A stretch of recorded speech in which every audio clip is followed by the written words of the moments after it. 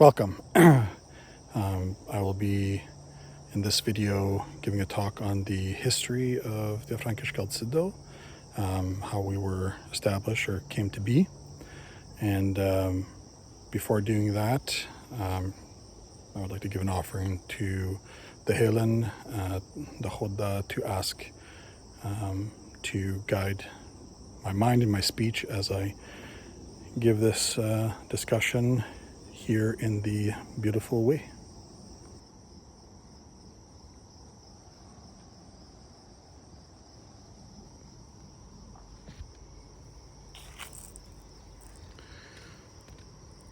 Helaga ende helera choda, leten mia menothe ende mia worda, ende jag spreka dero ichno giv. Hi. All right, so now I've done the offering, asking for the holy gods to help guide my mind and my speech in this, while I'm going to be relating a little bit of our history of Thia Frankisk Aldsido, the establishment of the Regnum Francorum Novum. And like all things, it has its beginnings in not only a practical, mundane kind of aspect, but also deeply rooted in spiritual significance. So as many traditions and many things so begin, early on in my own journey as a heathen, I found myself very surrounded and inundated by forms of heathenry which were centered around Scandinavia, Iceland, as well as the Old English of England. And I saw a definite lack of something that spoke to me with regards to my French roots. Now, this is not to say that this has anything to do with roots,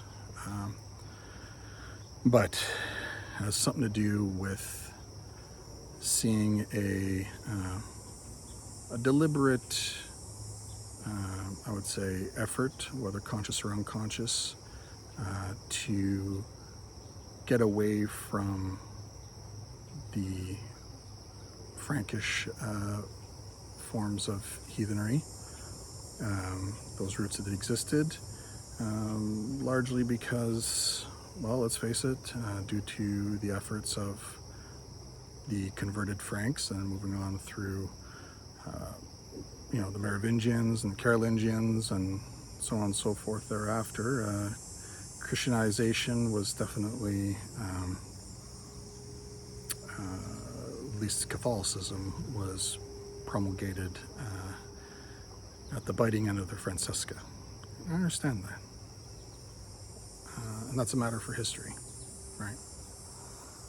And it doesn't mean that anything related to France or the French should necessarily be expunged, or that we even need to take the long-standing narrative of nos ancêtres les Gaulois, our ancestors, the Gauls, which, to be fair, the Gauls and related peoples are definitely ancestral, not only to France, but also to the Franks in their later makeup as a polity. And so are the Roman roots as well. And so in my own efforts of starting to dig up things that were related to the Franks, I noticed that there was a lot of books on and studies that were done on the conversion of the Franks, but not necessarily on what was the deep religious attitudes and beliefs that the people held during that time that conversion was happening. And to be fair, conversion was starting to happen long before how it's written in the books. There were efforts culturally that were paving the way for conversion that had nothing to do with religion or belief in the way that we know it today. Further to that, even in Scandinavia, the conversion to the cult of Odin and the culture that surrounded that was largely instigated by the Franks as well, and somewhat of a response to what they were facing, towards Clovis and Childeric and later descendants. But anyways, I'm going on a tangent there. An important one. I'm sorry if this is, it's difficult to talk about some of these things because, I'm sitting here in the holy place that, I helped establish through the tradition that I helped bring forward. And it's a vulnerable thing to talk about that. That's okay. It's okay. And so there was something that transpired. My kindred, Runetier kindred, my kindred, which is largely influenced by Scandinavian, obviously some Frankish and other, Old English sources as well. There was a time when we had a couple of idols, one to Ing and one to Freya, and these idols were constructed by myself and a member of the kindred, and there was a time when those idols needed to be moved. Things ensued, and it was important that those idols be desacralized and deconstructed, which was something that was very, I was not very supportive of. I understood some of the things behind that, and that's fine. It is what it is. In that time, I had asked that I'd be so permitted to retain Ing's phallus. We all know that Ing's number one attribute, through iconography and so on, and things that relate there, progeniture and so on, relates to the phallus, and so I received that, which was wrapped up that my eyes could not be laid upon it.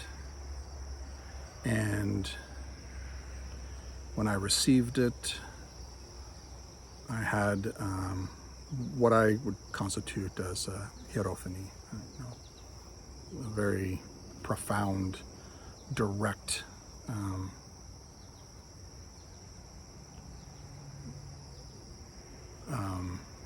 interaction with the divine.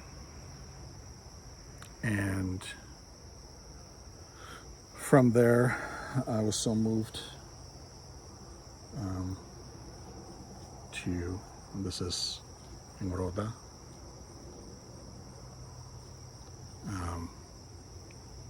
the preeminent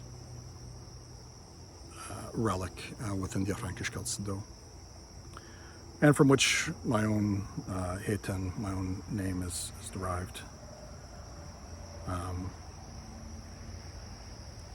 And after 6 months of sitting with that, I had already been working for about 5 or 6 years, 5 years on developing Frankish heathenry in its various different avenues. And I understood that everything had been approached from an angle which did not allow the gods did not allow the histories and stories to reemerge, to make themselves known again in the world. Now that, hey, time is right. I feel that this is something that we can do. And so in December of 2016, I began, and come with me on this journey, because I know it sounds wild. It is what it is. I felt, and if you felt it, you know it, the instigation of the gods, that like, this is something that has to be done. And so I made offerings,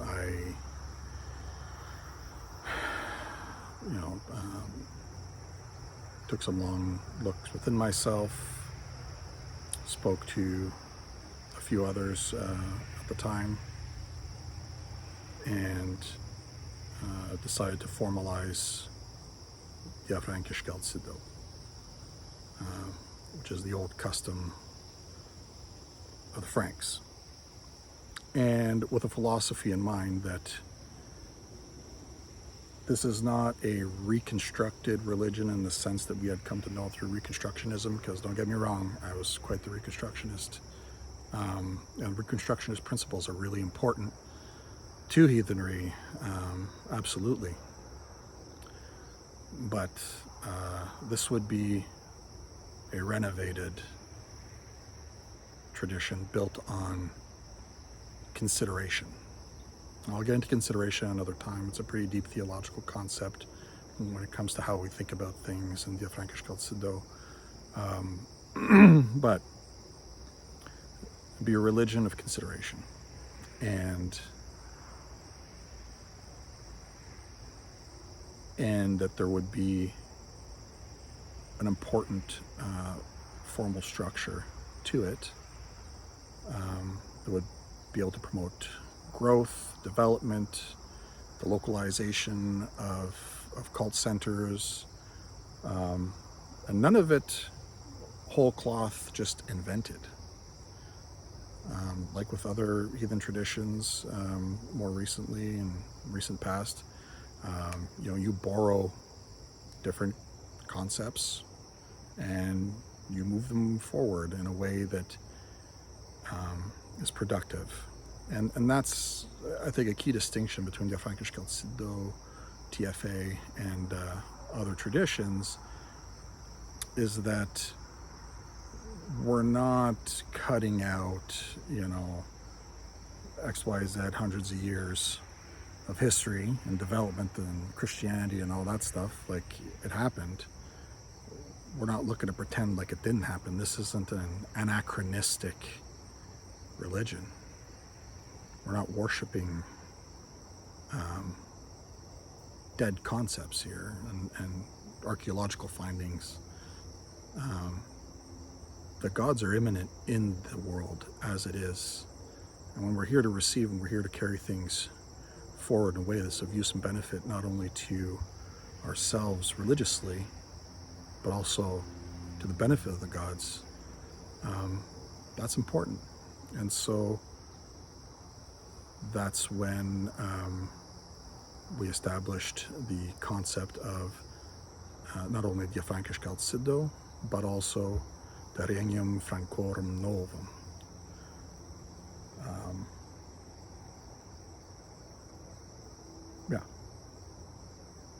And with that comes a administration, because TFA is not a tribal religion. It's a civic religion, a civic heathen religion,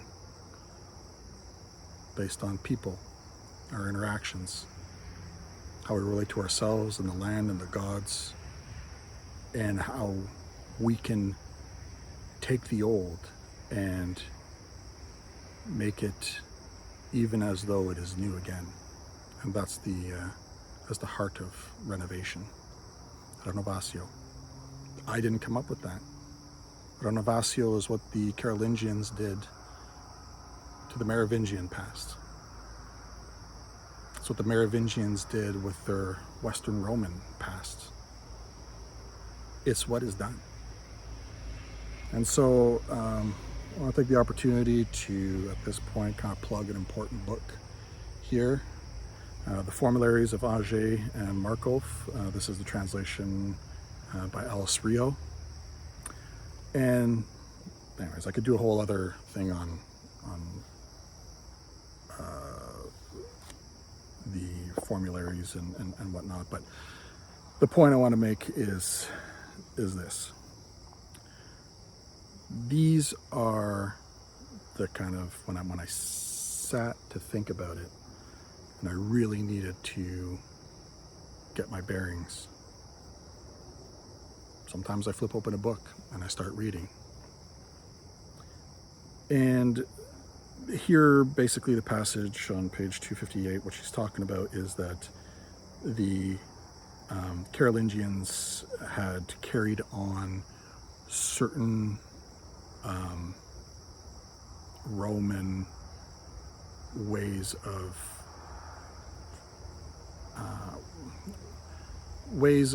writing official notarized documents and legalese things.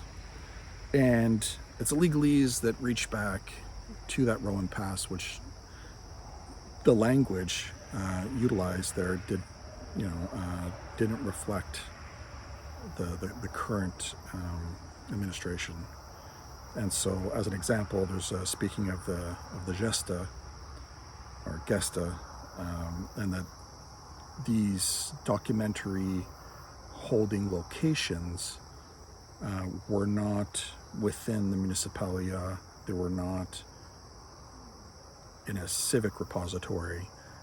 They were in a ecclesiastical repository, so they were being kept in monasteries such as Saint Denis and so on. And the language was archaic as well. And so she goes on to say that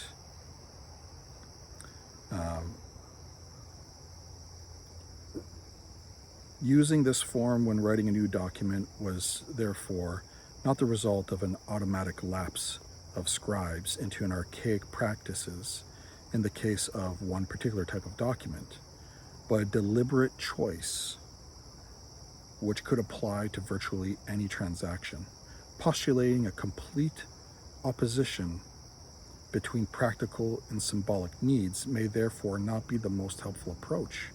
Even if references to the gesta in 8th and 9th century documents were only, quote, ritual, the use of such a ritual is still meaningful.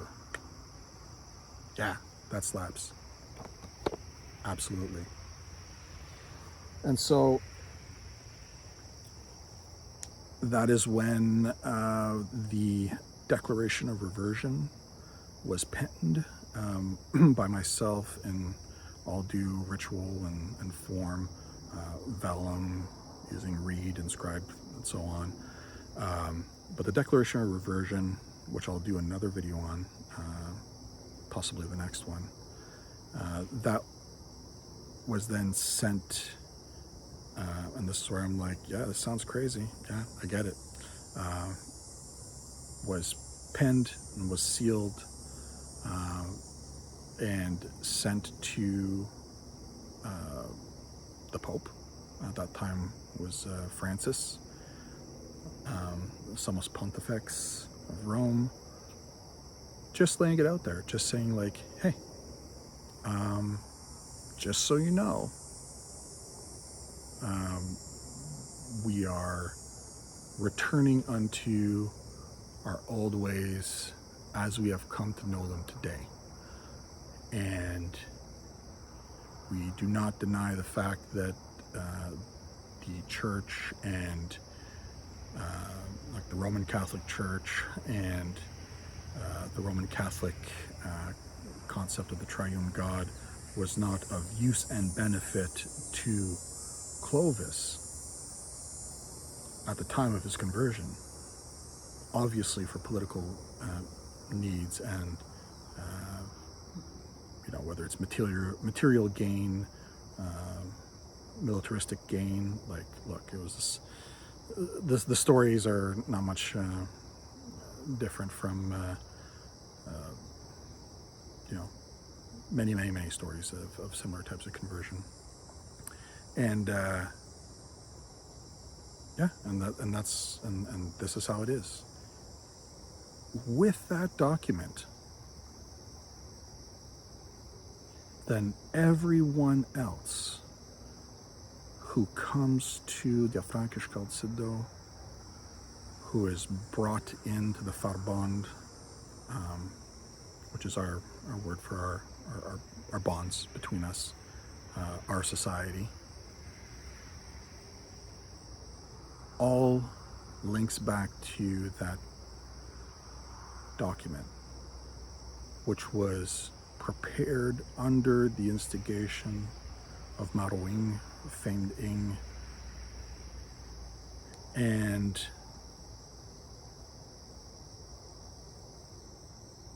everyone brought in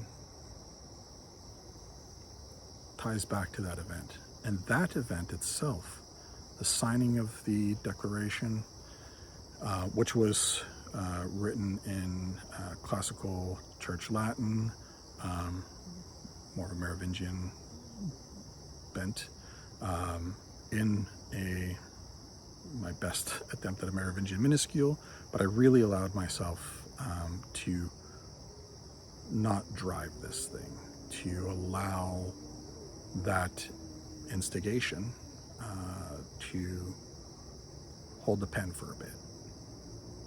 And that tradition, just as Alice Rio speaks to, is a tradition that is millennia old amongst the Franks. And so that formally established a formal Frankish heathenry, which has that right through ritual and through that understanding to carry forward a renovated, new Frankish heathenry.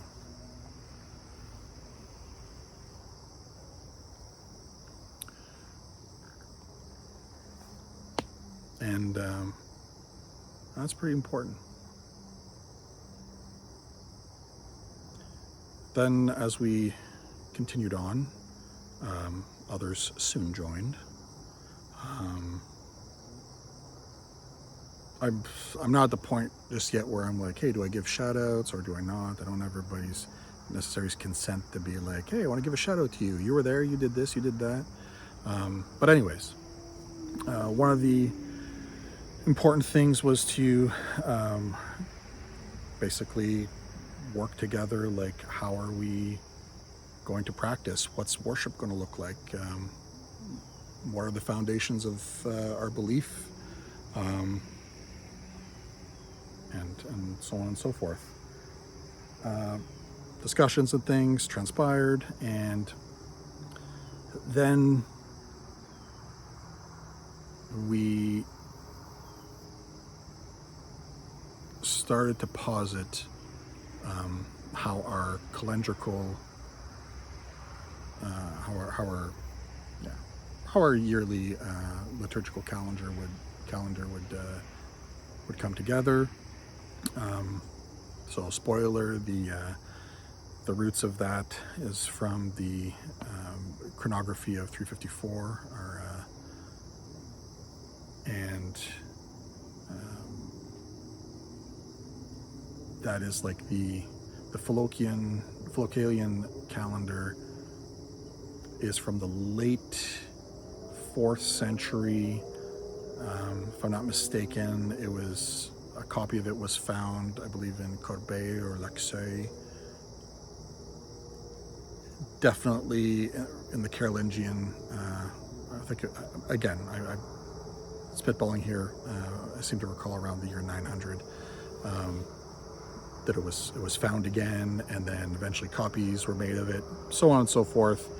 And this calendar, which maintained a lot of the festivals, a lot of the ritual celebrations of the Western Roman Empire, at the time of, in or around Julian the Apostate.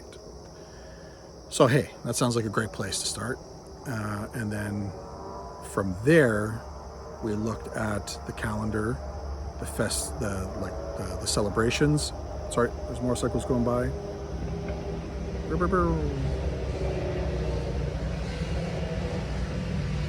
Wow, that's a lot of them.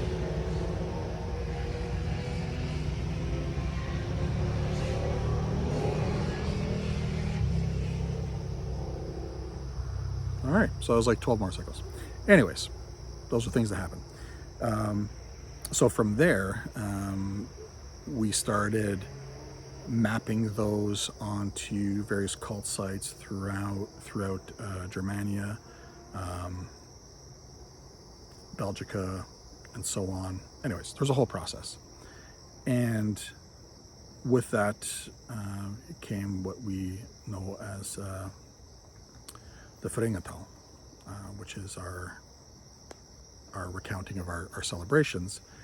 And those express or are expressed through a sacred narrative, which is known as the Verhalen. Verhalen means to call forth, so basically to summon forth, similar to call out, like calendar. And which is this here.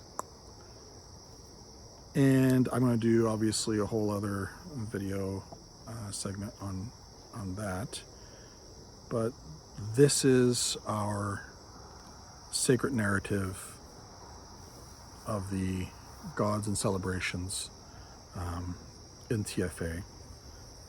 And